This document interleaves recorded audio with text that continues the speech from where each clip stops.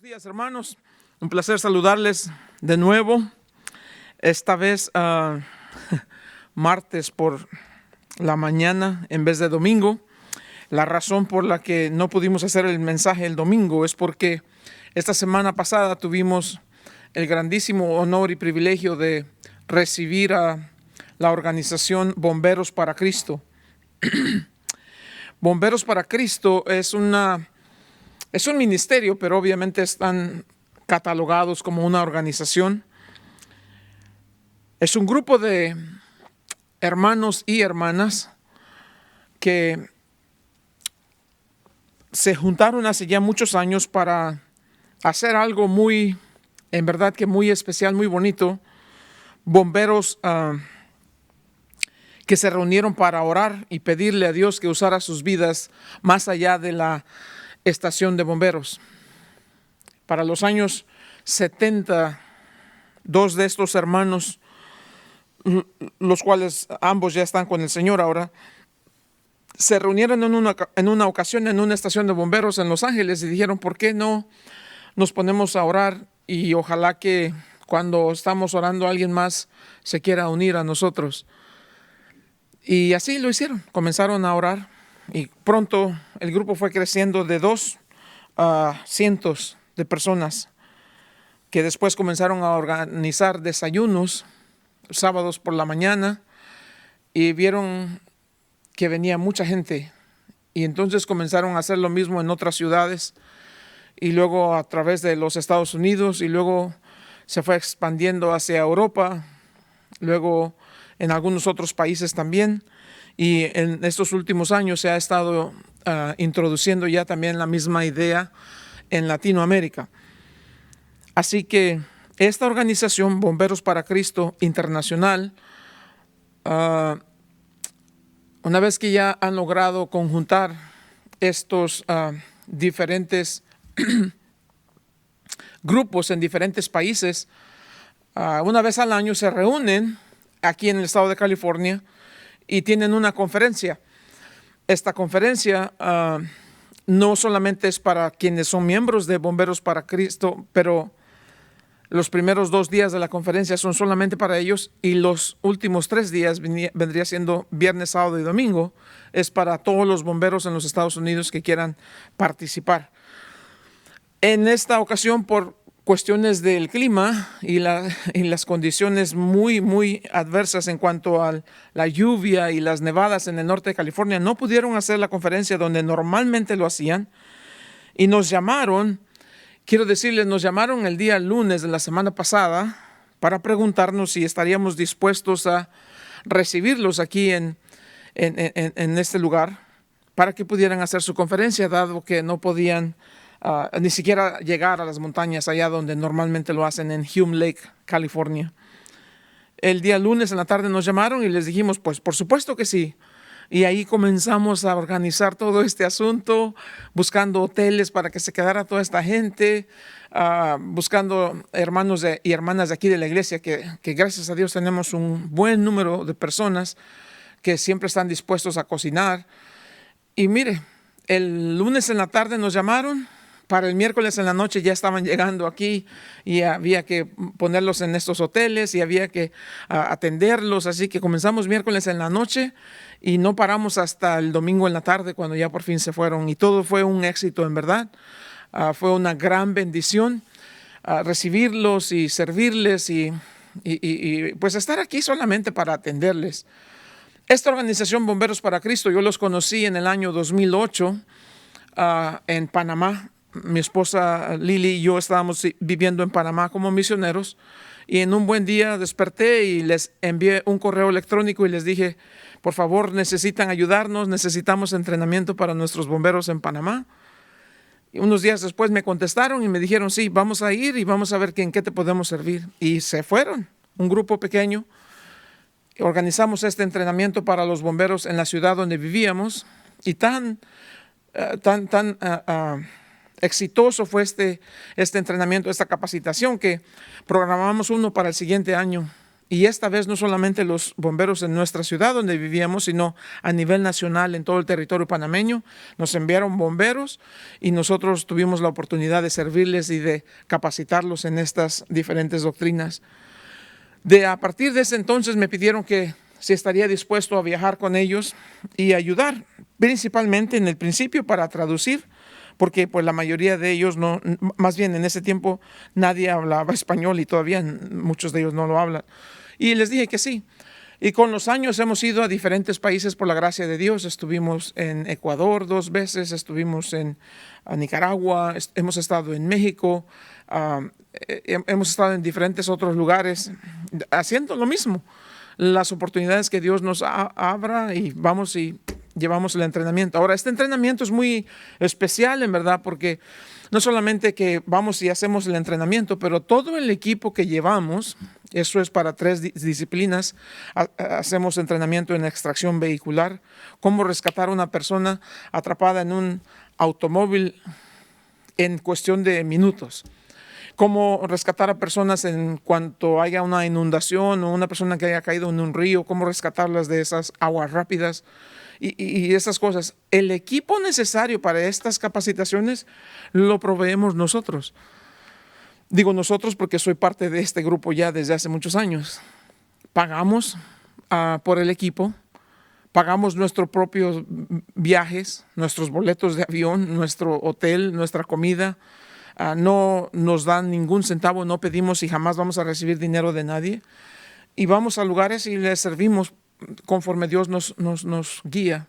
Entonces, a partir de los años trabajando con ellos, me pidieron que por favor fuera parte del ministerio y que si podía ser el pastor en el ministerio, y después me hicieron capellán con ellos. Y estoy diciendo esto no para vanagloriarme, sino por la trayectoria que tengo con ellos. Por eso se sintieron en confianza de pedirme si podían llevar a cabo la conferencia aquí.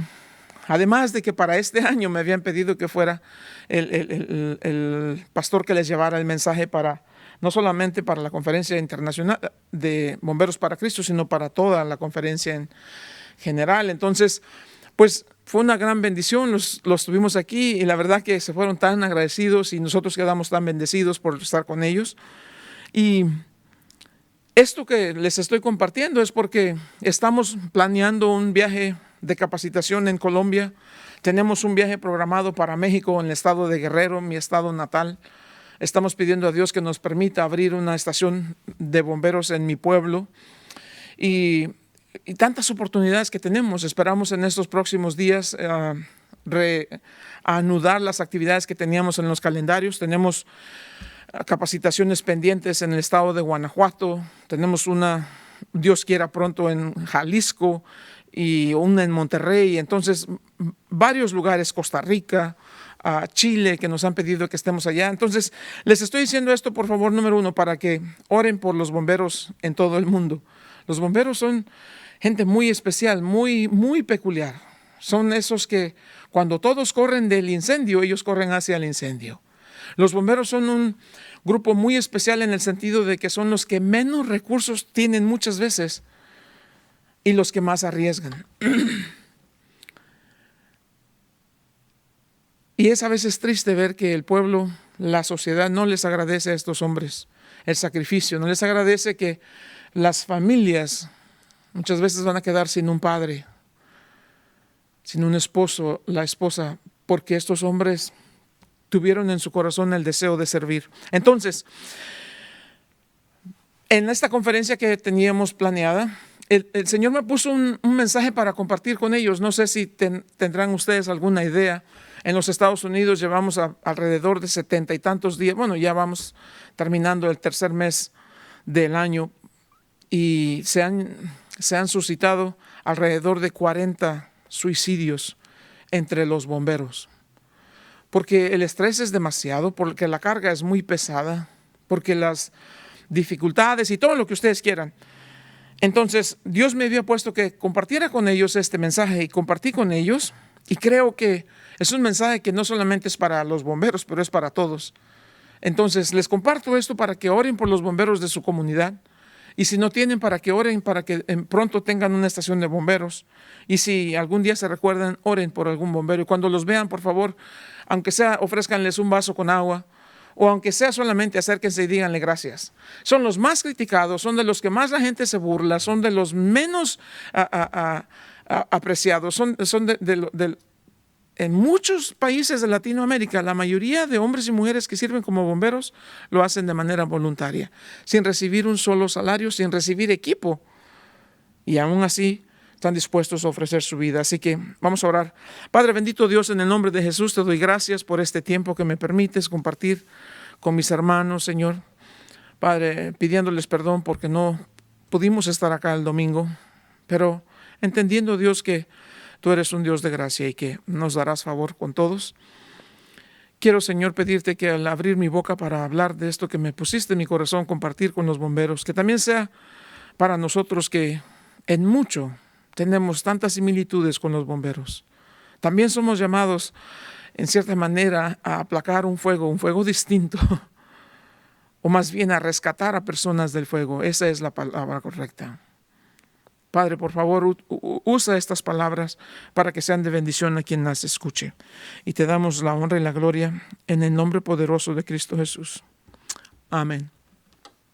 Entonces, esta vez voy a compartir con ustedes en el libro de Primera de Samuel y vamos a hablar en específico de un hombre que se llamaba David. David es el segundo rey de Israel. El primero de ellos se llamaba Saúl.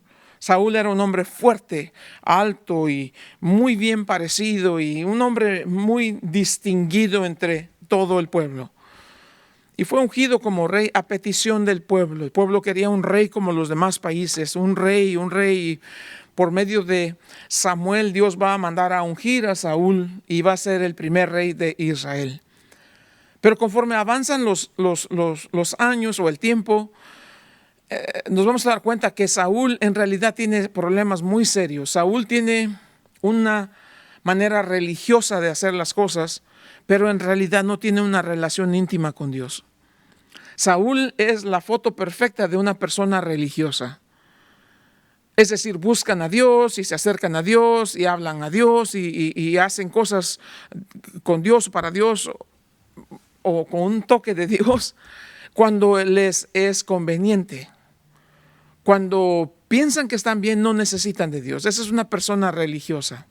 David, por el otro lado, vamos a ver que es un hombre conforme al corazón de Dios. Es el único que la Biblia dice que es un hombre conforme al corazón de Dios. Y vamos a ver, en cierta manera, la vida de David, si lo podemos hacer, estructurada en 3 capítulos. Primero que nada, tenemos que aprender que David tuvo un tiempo en donde fue preparado para estas cosas que él ni siquiera entendía que iban a venir en su vida.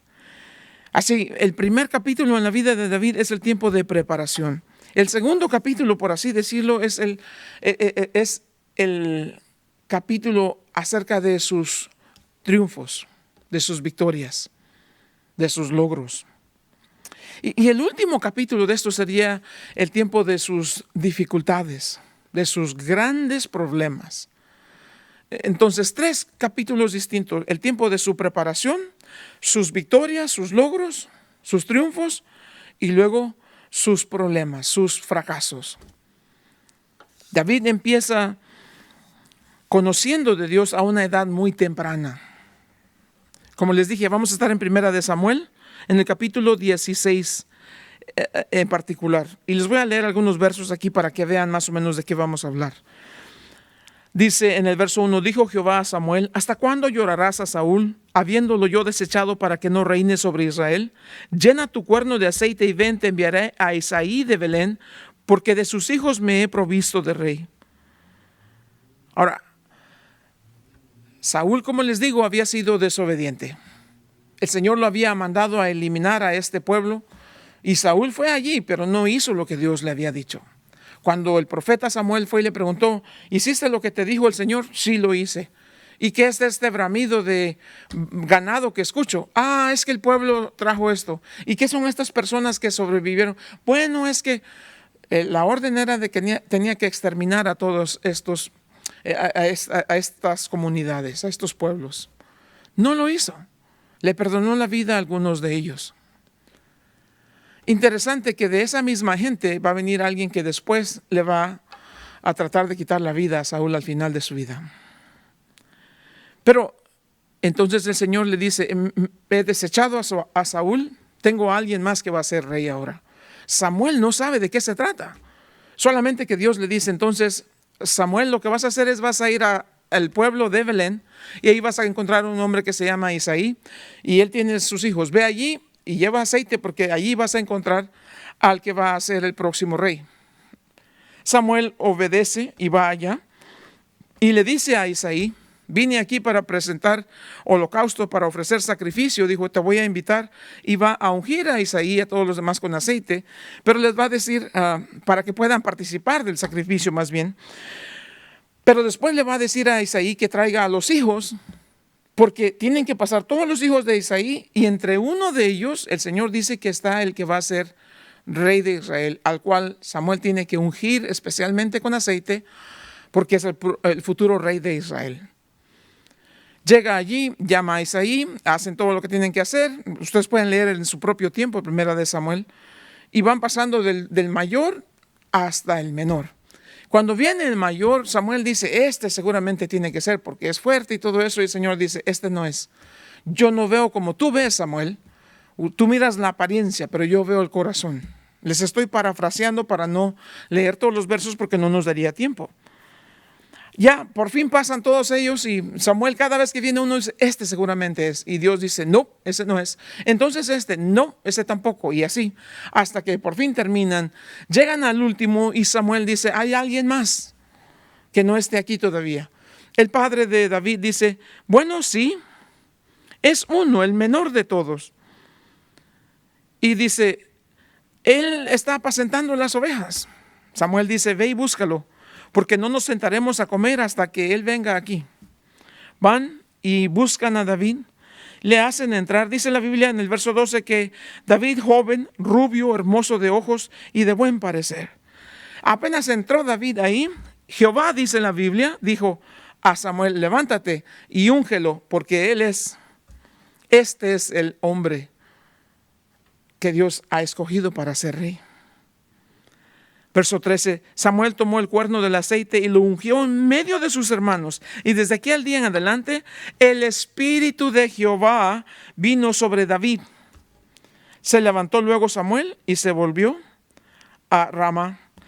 El Espíritu de Jehová se apartó de Saúl, y en vez del Espíritu de Jehová, le atormentaba ahora un espíritu malo de parte de Jehová. Qué interesante. Entonces, aquí vemos el principio de cómo David comenzó a caminar en esta manera y a aprender que iba a servir a Dios. Obviamente es el rey de Israel que ya ha sido ungido, pero que todavía no ocupa el trono, porque Saúl todavía sigue vivo. Vamos a ver 3 etapas distintas en la vida de David aquí, de cómo Dios lo va a ir preparando. Porque antes de que el rey pueda ser confiado, su carácter tiene que ser probado. Antes de que una persona pueda ser usada en público, Dios tiene que preparar a esa persona en privado. Y eso es algo que compartía con los hermanos bomberos. Porque si bien es cierto la presión, la crisis, el impacto de lo que ven y de lo que hacen y de todas las cosas con las que ellos tienen que tratar todos los días, es muy pesado. Y la única manera que ellos puedan mantener esta mente sana es que recuerden exactamente cuál es su identidad en Cristo Jesús. David va a tener que pasar por una serie de dificultades para las cuales todavía no estaba preparado. Pero antes de que vaya y se siente en el trono y antes de que vaya a reinar sobre Israel, su carácter tiene que ser moldeado. Tiene que ser pasado por el fuego. Tiene que David aprender a depender única y exclusivamente de Dios. Y eso es para todos, hermanos, para todo en la vida. Porque muy fácil es para nosotros caminar con Dios por una religión. Vamos a la iglesia, cantamos los cantitos, llevamos una Biblia, de vez en cuando la abrimos, de vez en cuando oramos, pero oramos más bien para que Dios nos bendiga y Dios nos dé, Dios nos ayude, Dios nos proteja. Pero no cultivamos un corazón que verdaderamente aprenda a depender absolutamente de Dios. En David vamos a ver al hombre que es lleno del poder del Espíritu. Aquí nos dice la Biblia, el Espíritu de Jehová va a venir. Fíjense esto, el Espíritu de Jehová va a venir sobre David. Eso quiere decir que el Espíritu va, en la manera que está escrito, el Espíritu viene con fuerza, corriendo, como un viento fuerte, dice, viene rápidamente a posarse sobre David. Qué difícil habrá sido para el Espíritu estar atrapado en la persona de Saúl, que no le hace caso, que no lo obedece, que no le pide guianza ni dirección. ¿Y cuántas veces nosotros entristecemos al Espíritu porque lo tenemos en una esquina? Hay pero mucha necesidad de que los cristianos aprendamos a respetar al Espíritu como lo que es una persona. El Espíritu no es una fuerza o un poder solamente. El Espíritu es la tercera persona de la Trinidad, Padre, Hijo y Espíritu Santo. Los tres componen lo que conocemos el único y verdadero Dios. El Espíritu es Dios, Jesús el Hijo es Dios, el Padre es Dios. No son tres dioses, es un solo Dios en tres personas distintas. Y el Espíritu que ha venido a estar sobre nosotros y que ha venido a estar en nosotros, muchas veces tiene que estar sentado en una esquina. La Biblia dice, entristeces al Espíritu y estás contristando al Espíritu. Estás apagando el Espíritu. Cada vez que nosotros salimos y hacemos las cosas como nos conviene, como nos gusta, como nos da la gana, porque nos queremos acomodar a la cultura, al pueblo, a cómo se usa entre la gente. David va a tener que aprender a cambiar.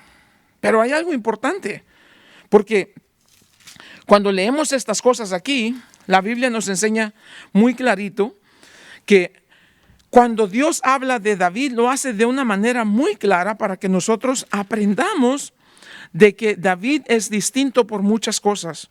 Pero más que nada, David es distinto por esto que Dios va a decir de él. Dios va a decir que David es un hombre conforme a su corazón. Miren cómo dice en el capítulo 13 de Primera de Samuel, verso 14. El Señor mismo dice ahora, le va a hablar Dios a Saúl por medio de Samuel, dice Samuel a Saúl, tu reino no será duradero. Jehová se ha buscado un varón conforme a su corazón, al cual Jehová ha designado para que sea príncipe sobre su pueblo, por cuanto tú no has guardado lo que Jehová te mandó. Jehová, Dios Todopoderoso, se buscó a un hombre cuyo corazón fuera conforme al corazón de Dios. ¿Cómo se hace un corazón conforme al corazón de Dios? Bueno, la única manera que Dios puede darnos un corazón conforme a su corazón es que sea Dios que nos los dé. La Biblia dice por medio de David en el Salmo 51 que en maldad, dice, en pecado me concibió mi madre. Estábamos en el vientre de nuestra madre y ya éramos pecadores. No habíamos cometido nuestro acto, pero la naturaleza pecaminosa ya estaba en nosotros. Entonces, ¿cómo puede decir Dios que David es un hombre conforme a su corazón? Porque no hay ninguna duda que Dios le dio ese corazón a David. ¿Cuándo? En algún lugar mientras David apacentaba las ovejas de su padre allá en el campo, y usted puede leer el libro de los Salmos y vea el corazón de David cuando era un joven. Vea las cosas que escribe acerca de su relación con Dios y vea cómo él ha aprendido a tener una relación con Dios, pero no una religión. David gradualmente va a ir aprendiendo lo que Dios tiene para él, porque Samuel nunca le dijo, David, tú eres el próximo rey. Y David no tiene idea de que ha sido ungido, él sabe eso, pero no sabe que ha sido ungido para rey, porque todavía Saúl sigue sentado en el trono. Si David o Samuel hayan dicho algo acerca de esto, Saúl los mata inmediatamente, no tenía ningún problema. Entonces David continúa en su vida como si fuera normal. Solo sabe que fue ungido, pero en realidad no supo para qué. Me imagino yo que es así, porque Samuel nunca le dijo. Pero ahí comienza la preparación. 3 cosas de esta preparación. Dios le dio, número 1, a David un nuevo corazón. Así comienza la preparación de un hombre o de una mujer que va a servir a Dios. Acuérdense, Dios va a preparar en privado a quienes Él va a usar en público. Estas son cosas que vamos a ver muy claramente. David es un hombre conforme al corazón de Dios. Saúl es un hombre conforme al corazón del hombre, es decir, un hombre en la carne. Entonces, aquí viene la gran diferencia. David va a comenzar a caminar con Dios en esta nueva aventura con un nuevo corazón, un corazón que Dios le ha dado. Y ahí se va a ver la gran diferencia. Usted puede ver a las personas que son religiosas. Siempre van de derrota en derrota, en derrota, en derrota. ¿Por qué? Porque aunque tienen buenas intenciones, aunque son buenas personas y todo lo que sea, les hace falta lo más indispensable, que es el poder del Espíritu Santo en ellos para poder hacer cosas de acuerdo al corazón de Dios. Porque no podemos agradar a Dios en la carne. Tenemos que hacerlo por medio de la fe. Y si es por fe, tiene que ser por el Espíritu. Nadie de nosotros agrada a Dios en la carne. ¿Da cuenta? Saúl es el hombre de la carne, David es el hombre en el Espíritu. Y esa va a ser la gran diferencia. Dios le da un nuevo corazón a David y lo va a usar de una manera muy poderosa. David diría: el Señor es mi fuerza y mi escudo y mi fortaleza. Yo confío en Él con todo mi corazón. Él me ayuda y mi corazón se llena de gozo.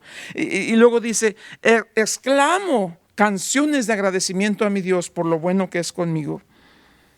Eso es un hombre conforme al corazón de Dios. David nos va a dar la muestra clarita de lo que es una persona que vive en una relación íntima con Dios. Saúl nos da una muestra clarísima de lo que es una persona caminando en un ritual religioso solamente. No tienen capacidad para vencer el pecado. El hombre del Espíritu tiene el poder por el Espíritu Santo para decirle no al pecado. Es libre del pecado. No que ya el pecado no está así. Lo va a seguir acechando y lo va a seguir tentando. Mientras que el hombre en la carne es esclavo del pecado. El hombre lleno del Espíritu ha muerto al pecado, ya no es esclavo del pecado. El hombre que vive, la mujer que vive en el Espíritu, si peca es porque quiere, no porque tiene que. El hombre, la mujer que viven en religión y lo único que conocen es religión, son esclavos del pecado y aunque no quieran van a seguir viviendo en el pecado. Esa es la gran diferencia entre los dos. Pero aquí está el hombre que vive de acuerdo al corazón de Dios. Es ese hombre que dice: lo que a Dios le agrada, me agrada. Lo que a Dios le irrita, a mí me irrita. Lo que a Dios le ofende, también a mí me ofende. Y no que no se equivoca, porque no es perfecto. Todavía tiene problemas. Pero cada vez que se equivoca, corre de una vez a pedirle perdón a Dios. No porque le tiene miedo de terror de lo que Dios le va a hacer, sino porque le duele en su corazón haber ofendido al Dios que tanto lo ama. Así que la primera cosa, Dios nos tiene que dar un nuevo corazón. La segunda cosa es que Dios nos tiene que dar un nuevo poder. En el verso 3 del capítulo 16 dice: Samuel tomó el cuerno del aceite y lo ungió en medio de sus hermanos, y desde aquel día en adelante el Espíritu de Jehová vino sobre David.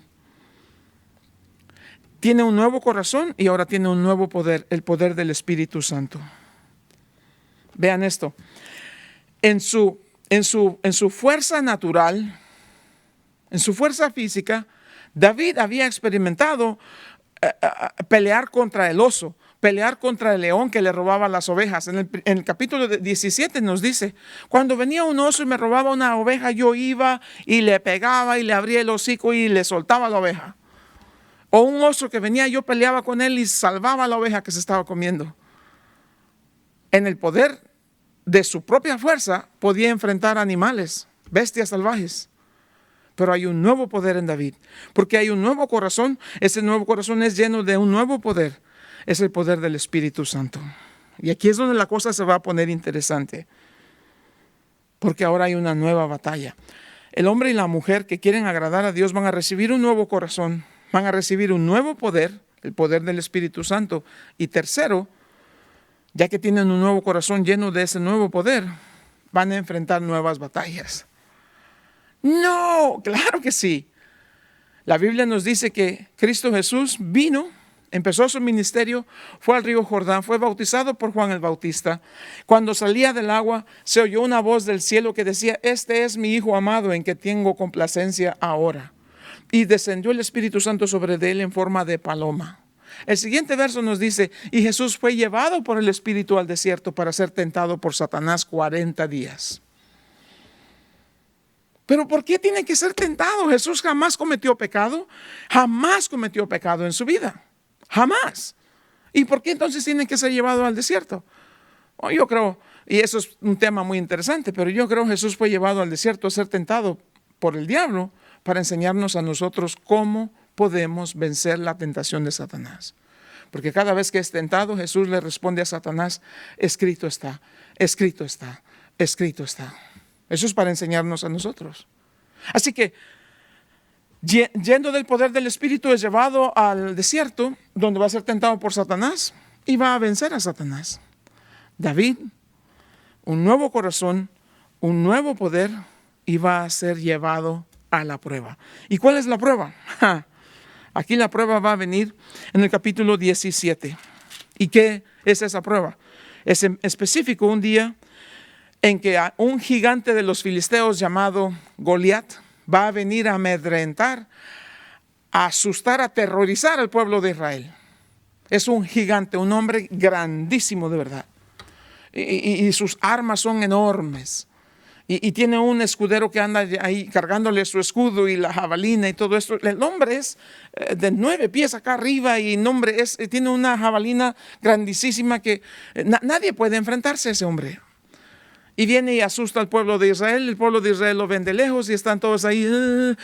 Saúl no es valiente suficiente para poder. ¿Por qué? Porque no hay poder en él. Él es el hombre religioso. No hay poder en ninguna religión. Pero de la nada aparece este jovencito. David, ¿qué estás haciendo aquí? He venido porque he escuchado lo que ha sucedido. Vean, les cuento lo que dice la Biblia. Les leo, perdón. Dice que viene David. Primero Saúl lo viste a David con su armadura, la armadura de Saúl. Y David ni siquiera puede caminar con eso. Dice: quítame esto, que no, es muy pesado y no me sirve para nada. Ahora viene David y va a caminar hacia donde está Goliat. Dice el verso 40: y tomó David su cayado en su mano, que es su bastón, y escogió 5 piedras lisas del arroyo y las puso en su saco, en una bolsita aquí, y traía una honda y lleva su honda en su mano y camina enfrentando al filisteo. Este filisteo, verso 21, y el filisteo venía andando y acercándose a David y su escudero delante de él. Cuando el filisteo lo miró, vio a David y le dijo, porque era un muchacho rubio y de hermoso parecer, y dijo Goliat del filisteo: ¿soy yo perro para que vengas a mí con palos? Y maldijo a David por sus dioses. Dijo luego el filisteo a David: ven a mí y daré tu carne a las aves del cielo y a las bestias del campo. Entonces David, acuérdense, jovencito, muy parecido, muy guapo, con su ondita. El hombre es enorme. Pero eso es lo que dice David. Verso 45. Tú vienes a mí con espada y lanza y jabalina, mas yo vengo a ti en el nombre de Jehová de los ejércitos, el Dios de los escuadrones de Israel, a quien tú has provocado. Jehová te entregará hoy en mi mano, y yo te venceré, y te cortaré la cabeza, y daré hoy los cuerpos de los filisteos a las aves del cielo y a las bestias de la tierra, y toda la tierra sabrá que hay un Dios en Israel. Y sabrá toda esta congregación que Jehová nos salva con espada y con lanza, porque de Jehová es la batalla, y él los entregará en nuestras manos. Aconteció que cuando el filisteo se levantó a echar a andar para ir al encuentro de David, David se dio prisa, corrió a la línea de la batalla contra el filisteo, metió en su mano en la bolsa, tomó de allí una piedra y la tiró con la honda. ¡Pum! Buena puntería del pelado. En la frente le clavó esa piedra. Clavada la piedra quedó en la frente y cayó sobre su rostro en la tierra. Así venció David al filisteo con la honda y piedra, e hirió al filisteo y lo mató sin tener David espada en su mano.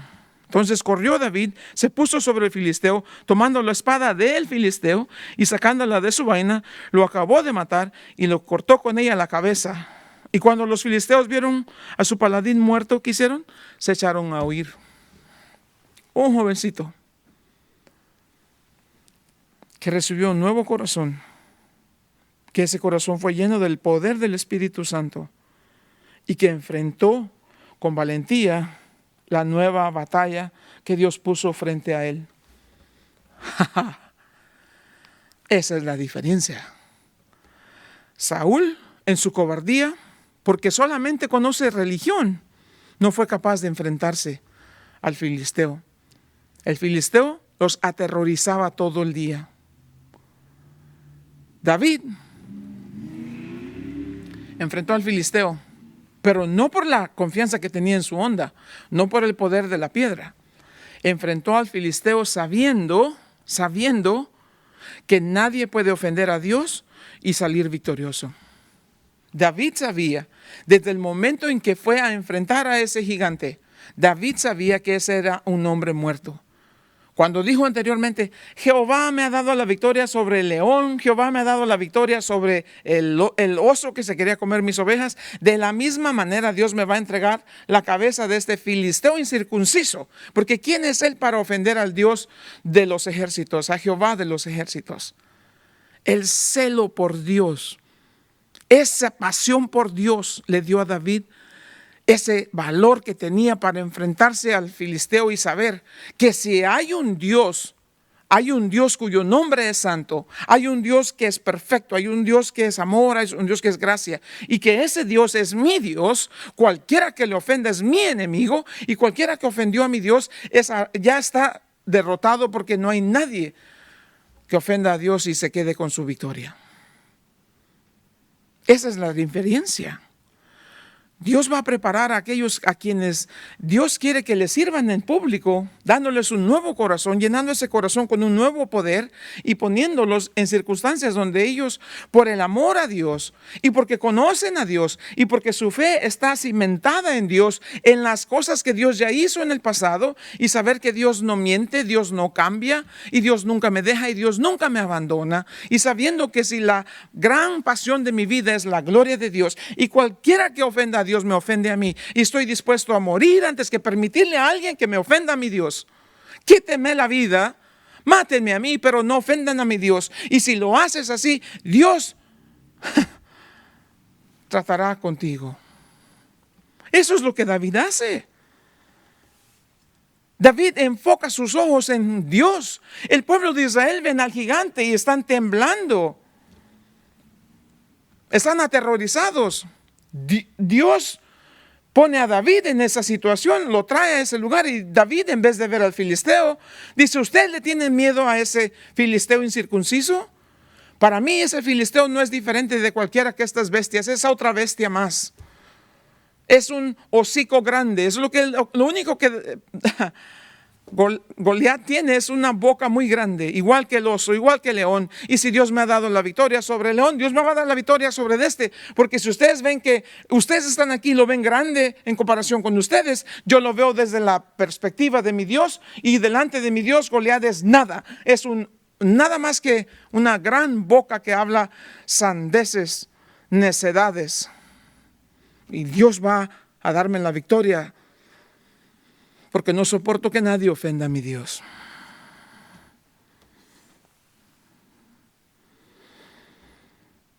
Goliat en realidad no es un enemigo poderoso delante de un hombre lleno del Espíritu.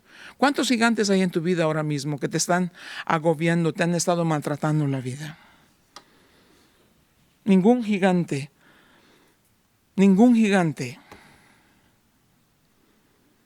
es más grande que tu Dios. Las circunstancias adversas del momento me preparan solamente para las conquistas del futuro. Cuando el valor sigue, es porque la fe es quien guía. Cuando por fe salgo porque me molesta que alguien ofenda la gloria de Dios, mi fe me lleva a pelear contra, y cualquiera o quien sea que esté ofendiendo a mi Dios, para defender la honra y la gloria de mi Dios. El valor viene después de que la fe me guía. Las circunstancias pueden ser diferentes, pero el resultado siempre va a ser el mismo. Ponemos nuestra fe a prueba, confiando en que Dios hará lo que tenga que hacer para darme la victoria. Porque yo no peleo por mí, para mí, o confiando en mí. Pero yo tengo mi confianza puesta de que cualquier batalla que venga en contra de mí, la batalla no es mía, la batalla es del Señor, porque yo soy su hijo y Él ama y protege a los que son suyos. Allí la fe deja de ser un concepto y la fe se vuelve verdad en acción. Muchos hablamos de fe, todo mundo tiene fe. Mi madre cuando yo era pequeñito me decía, me duele el estómago, mamá, yo le decía, ay, me duele, mira, tómate esta pastilla, yo le tengo mucha fe. Y era una aspirina, la aspirina no es para el dolor de estómago, pero es lo único que teníamos. Muchos tenemos fe en cualquier cosa, pero cuando la fe deja de ser un concepto y se vuelve la verdad, una fe, la verdad en acción. La fe que conquista es la fe que se desarrolla habiendo sido probada y descansando siempre en la fidelidad de Dios. La fe que conquista nunca olvida las victorias de ayer que fueron ganadas por el Señor. La fe no solamente es hablar del gigante, analizar el gigante o solamente orar por el gigante. Platicar y hablar del gigante no nos va a dar ninguna libertad en cuanto al gigante se refiere. La fe que se vuelve verdad en acción es la única que nos va a hacer derrotar el gigante enfrente de nosotros. Das el primer paso, no porque sabes que puedes, porque sabes que no puedes y que has confiado y tienes tu fe y tu confianza en Cristo Jesús, que Él es el Señor de señores y es el Rey de reyes. El gigante va a ser derrotado no porque tú eres inteligente o porque sabes mucho. El gigante es derrotado porque Dios es todopoderoso y Él no pierde ninguna batalla. Después de todo, la Biblia no es por espada, dice de eso, ni por ejército, sino por mi Santo Espíritu, dice el Señor. Y si el Espíritu del Señor vive en nosotros, no somos religiosos que vamos de derrota en derrota. Somos personas que tenemos una religión con el Dios vivo, el Dios que creó todo lo que existe, el Dios todopoderoso de la tierra. Y en su nombre conquistaremos victoria tras victoria. Y en Cristo Jesús vamos de victoria en victoria. ¿Cómo se prepara a un hombre para servirle a Dios? Con un nuevo corazón, lleno con el nuevo poder del Espíritu Santo, para que pueda enfrentar las nuevas batallas de la vida. Una vez que has recibido nuevo corazón, nuevo poder, y ahora estás frente a las nuevas batallas, vas a volver a esa vida en la que tenías problemas, pero ahora ya sabes cómo enfrentarlas. Lleno del Espíritu Santo, el Señor te llevará de victoria en victoria. ¿Y por qué te pone frente a estas nuevas batallas? Para la única razón que le des honra y gloria al Señor donde quiera que Él te lleve. Así es como Dios prepara a sus siervos. Un nuevo corazón, un nuevo espíritu que te dé el poder para salir victorioso en las nuevas batallas. Saúl en su desobediencia lo único que hizo que el Espíritu Santo saliera huyendo de él. Un hombre conforme al corazón de Dios hace de su corazón un lugar receptivo, un trono donde el Espíritu Santo se siente y tenga esa soberanía para guiarnos a la verdad. En eso se distingue el hombre que es de la fe, el hombre del Espíritu, al hombre de la carne. Vivir conforme al corazón de Dios es vivir conforme al corazón de Dios en armonía, en obediencia, siguiendo su dirección. Eso es lo importante. Y entender, cuando Dios dice, eso no me agrada, eso tampoco a mí me agrada. Así es como debe caminar el hombre que es conforme al corazón de Dios. Y eso es para todos, para ustedes, los hermanos, para los bomberos, para todo, hombre o mujer. Entender, la vida es una carrera, pero no es una carrera de velocidad, es una carrera de resistencia. El caminar en esta vida es el caminar de la fe, donde vivimos no por lo que vemos, vivimos por lo que oímos. No dice que de pan vivirá el hombre solamente, sino de toda palabra que salga de la boca de su Dios. A veces la jornada se va a volver de mucho gozo y de victoria. Algunas otras veces será de mucho desánimo y lágrimas. Pero venga lo que venga y pase lo que pase, nuestro Dios está con nosotros y en su nombre somos más que vencedores. Cuando Dios llena el corazón del hombre o la mujer con su espíritu, es todo el poder de Dios a nuestra disposición. ¿Qué poder? El mismo poder que trajo a Jesús en la resurrección es el mismo poder disponible para nosotros por su espíritu. Pero debemos aprender a confiar en Dios y a poner nuestros tiempos en sus manos. David aprendió eso y le dio la honra y la gloria de Dios. Aprender a confiar en el Señor con todo nuestro corazón. David aprendió a enfrentar los retos de su vida creyendo y confiando en el poder de Dios para salvarlo. La confrontación con este gigante Goliat es un ejemplo de la fe cuando se encuentra frente a frente con las dificultades. David no fue intimidado por lo que vio con sus ojos. David vio esta batalla con los ojos de la fe y con la confianza absoluta de que Dios tenía el poder para salvarlo.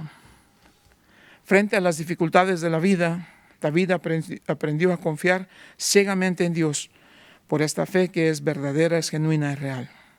Él sabía que la victoria era su victoria, la victoria de Dios. No tenía una duda en su corazón ni tampoco en su mente. Su fe se fortaleció en medio de la intimidación, de la duda, de la incredulidad de toda la nación. Un hombre joven se levantó y lleno del poder de Dios, le dio la victoria sobre el enemigo de toda la nación. Toda la nación fue liberada por la fe de un hombre joven que dijo, mi Dios está conmigo y con eso me es suficiente. Los tiempos difíciles de hoy solamente nos preparan para los retos del mañana. Cree que Dios está contigo y después camina hacia el gigante que tienes enfrente, ya sea problemas, ya sea lo que sea. Si hay un gigante que te ha estado hostigando, molestando, intimidando y lastimando a ti o a tu familia, haz frente a ese gigante con tu fe y tu confianza puesta en Dios, mirando al Dios del universo que está contigo, no la adversidad que tienes frente de ti.